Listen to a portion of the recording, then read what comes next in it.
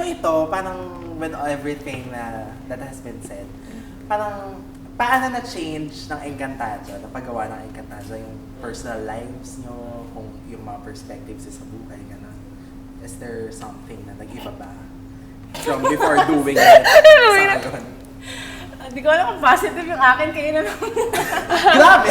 Ako positive, yun sa akin. Sorry, naiyak ako. Pero sa akin po talaga positive kasi parang mas doon ko naramdaman na marami palang nagmamahal sa akin. So parang tapos na-appreciate ng tao yung mga ginagawa mo. So parang for me, positive yung nangyari. Tsaka before kahit pag lumalabas ako, wala namang pumapansin sa akin eh. Ngayon pag lumalabas, uy, siya si Danaya. So parang ang sarap sa feeling na natatawag ka doon sa character mo na ngayon.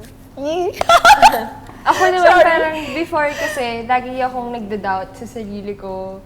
Parang may self-doubt ako lagi. So nung nag-enka ako, parang nag-boost din yung parang tiwala ko sa sarili. Which is a good thing, a super good thing. And parang kaya ko pala. Ganon. Yun yung na-realize ko. Kaya ko pala. Pag kumakanta ka ng theme ng Lireo. Oo nga. Mataas yung balahibo Libo ko. Pwede mo mamigay ka ng sample sa Pepsters. Ready ka pa ngayon? Ayaw wait lang. Wait lang Ano yun?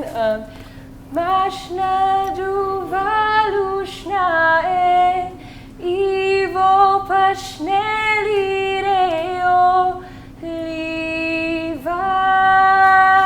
Thank you. Natulogin na tayo nung namatay ako eh. Ay, oo nga. Nagiyak ka na lang. Nakakilabot yun, sobra. Oo nga pala. O, punta na tayo Ako sa'yo. naman siguro dito ko naramdaman sa Encantadia yung pwede pala ako ma-obsess ng ganito ka-obsessed sa isang project. Kasi kung hindi ako nagbabasa ng script na napakahirap ng Tagalog, nanonood ako. Or kung hindi ako nanonood, nag-workshop kami for Encantadia.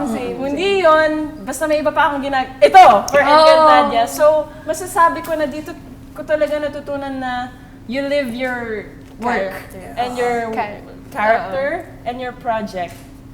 So, ang dami ko natututunan, pati sa acting, everything, pati sa disiplina, sa set. Iba siya, iba yung feeling. Pero, hindi rin yun sa nakilala ko ng tao. Iba more on personal change. For me, it was more of a personal change na ito pala pag seryoso na yung project, pag ang daming nakasalalay, hindi mo pwedeng laro-laruin lang. It's serious. Tsaka sobrang attached na tayo sa character. Siguro may sepang sa pag natapos na yung end ko. Parang hindi, parang wag na. Parang, so ano na next? So ano na mangyayari kay Alena, kay Amihan? Parang may gano'n. Alam mo yung weird, dati favorite color ko red.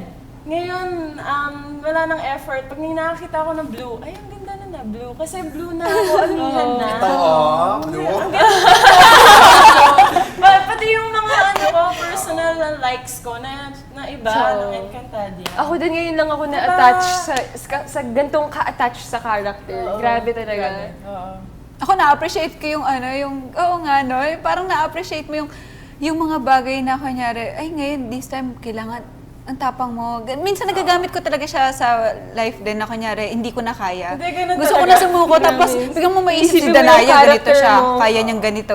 So, na-apply ko siya sa sarili ko. May mga ganun na pumapasok na parang, Na yung parang, today parang feel ko makipag-away, wait lang, isipin ko, hindi, si Alena kasi hindi ganun.